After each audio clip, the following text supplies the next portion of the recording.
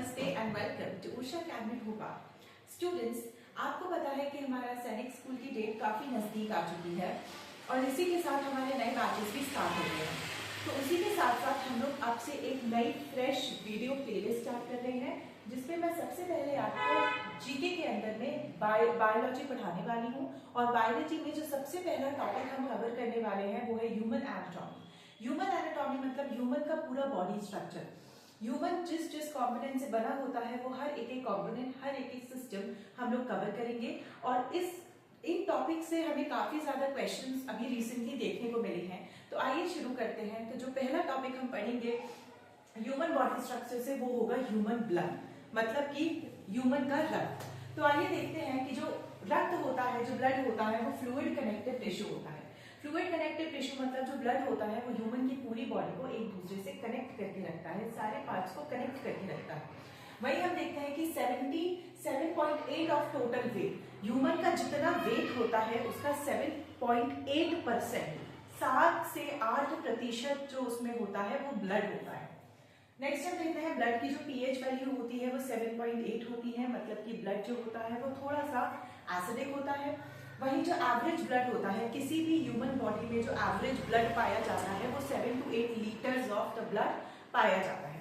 वहीं अगर हम देखें कि जो स्टोरेज ऑफ ब्लड होती है वो स्प्लीन होती है। अगर आप देखेंगे हमारी जो वर्टिब्रल कॉलम में जो स्प्लीन पाई जाती है वहां पे ब्लड स्टोर होता है और वहीं से ब्लड ज्यादातर बॉडी पार्ट्स में ट्रांसफर किया जाता है।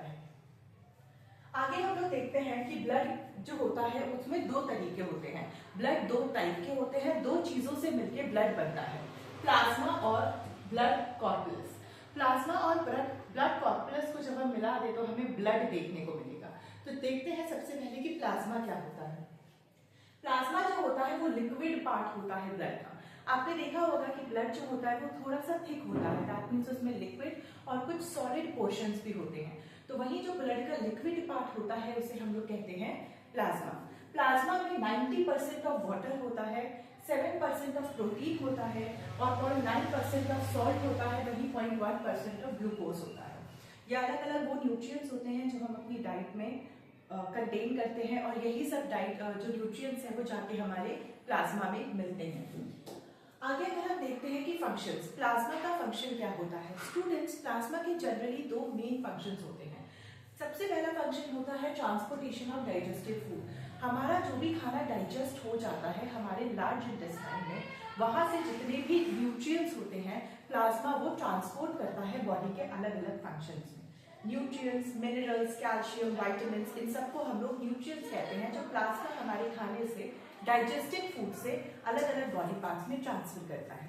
वहीं जो हमारा एक्सक्रिएटेड आइटम होता है, जो हमारा वेस्ट मटेरियल होता है, वो प्लाज्मा अलग अलग बॉडी पार्ट से हमारी किडनी को ट्रांसफर करता है। आगे देखते हैं हम लोग सीरम। तो स्टूडेंट्स, जो सीरम होता है वो ही प्लाज्मा का एक सब पार्ट है। जब हम फाइब्रोजन और प्रोटीन को प्लाज्मा से अलग कर देते हैं तो जो ब्लड का सब्सटेंस बचता है उसे ही सीरम कहा जाता है। तो आई होप यहाँ तक आपको क्लियर होगा। अभी हमने ब्लड का एक बेसिक कुछ फैक्ट्स पढ़े, उसके बाद हमने ब्लड के दो टाइप्स पढ़े, प्लाज्मा और ब्लड कॉर्पुलस। इस वीडियो में हमने प्लाज्मा कवर कर दिया है। अगले वीडियो में हम ब्लड कॉर्पुलस कवर करेंगे और उससे रिलेटेड कुछ इंपॉर्टेंट चीजों के बारे में बात करेंगे। तब तक के लिए बने रहिए उषा अकेडमी भोपाल में। धन्यवाद। हेलो, नमस्ते and welcome to Usha academy Bhopal. Students, हम लोग टॉपिक कवर कर रहे हैं ह्यूमन बॉडी में ह्यूमन ब्लड। ह्यूमन ब्लड में हम ह्यूमन ब्लड का इंट्रोडक्शन देख चुके हैं, उससे रिलेटेड कुछ इंपॉर्टेंट फैक्ट्स पढ़ चुके हैं और हम ह्यूमन ब्लड के डिविजन्स पढ़ चुके हैं। ह्यूमन ब्लड के दो डिविजन्स होते हैं, जिसमें हम लोग पहला डिवीजन पढ़ चुके हैं। अब हम दूसरे पे आते हैं जो कि है ब्लड कॉर्पुलस। तो हम देखते हैं कि जो ब्लड कॉर्पुलस होता है वो जब हम ब्लड में से प्लाज्मा को अलग कर देते हैं तो जो 40% ऑफ द पोर्शन बचता है उसे हम ब्लड कॉर्पुलस बोलते हैं। और जो ब्लड कॉर्पुलस होता है उसके 3 पार्ट्स होते हैं मोस्ट इंपॉर्टेंटली। सबसे पहला होता है RBC, that is red blood cells, WBC, white blood cells और ब्लड प्लेटलेट्स। इन तीनों को हम लोग डिटेल में अभी पढ़ेंगे इसी वीडियो में। तो सबसे पहले आते हैं हम लोग आरबीसी पे। आरबीसी को बोला जाता है रेड ब्लड सेल्स। आपको पता होगा कि जो एक सेल होता है उसके जो सेल जो होते हैं वो अलग अलग शेप में होते हैं, अलग अलग साइज में होते हैं।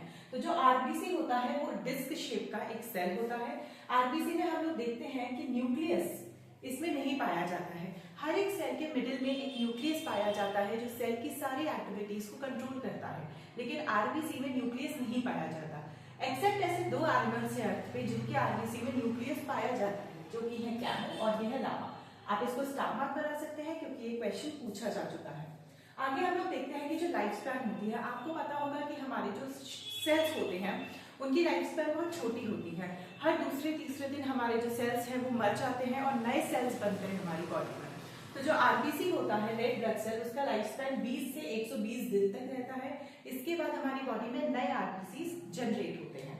वहीं अगर हम देखते हैं कि आरबीसी जो डिस्ट्रक्शन होता है, मतलब आरबीसी जब डिस्ट्रॉय होते हैं तो वो लिवर या फिर स्प्लीन में होते हैं, इसलिए लिवर को ग्रेव ऑफ आरबीसी कहा जाता है या फिर स्प्लीन को ग्रेव ऑफ आरबीसी कहा जाता है। इसको आप स्टार मार्क कर सकते हैं। वहीं अगर हम आगे देखें कि जो आरबीसी होता है, रेड ब्लड सेल्स, वो हीमोग्लोबिन कंटेन करता है।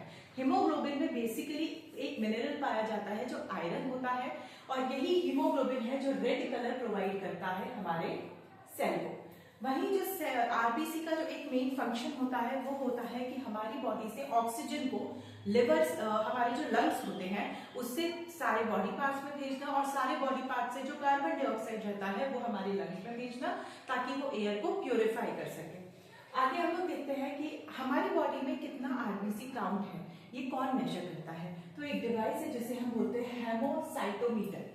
ये जो है, ये डिवाइस है जो मेजर करता है कि हमारी बॉडी में रेड ब्लड सेल्स का काउंट क्या है। आगे हम लोग देखते हैं व्हाइट ब्लड सेल्स, जो कि है डब्ल्यूबीसी। व्हाइट ब्लड सेल्स जो होता है उसका फॉर्मेशन होता है बोन मैरो या फिर स्प्लीन में। हमारे वर्टेब्रल कॉलम में आप देखेंगे बोन मैरो और स्प्लीन पाई जाती है, वहां पे ये व्हाइट ब्लड सेल्स जनरेट होते हैं। आगे हम देखते हैं कि इनका जो लाइफ स्पैन होता है वो 13 से 20 दिन तक होता है, उसके बाद ये वापस से रीजनरेट होते हैं। व्हाइट ब्लड सेल्स के बारे में एक जरूरी चीज आपको जाननी ये इम्पॉर्टेंट है कि अच्छा वो आया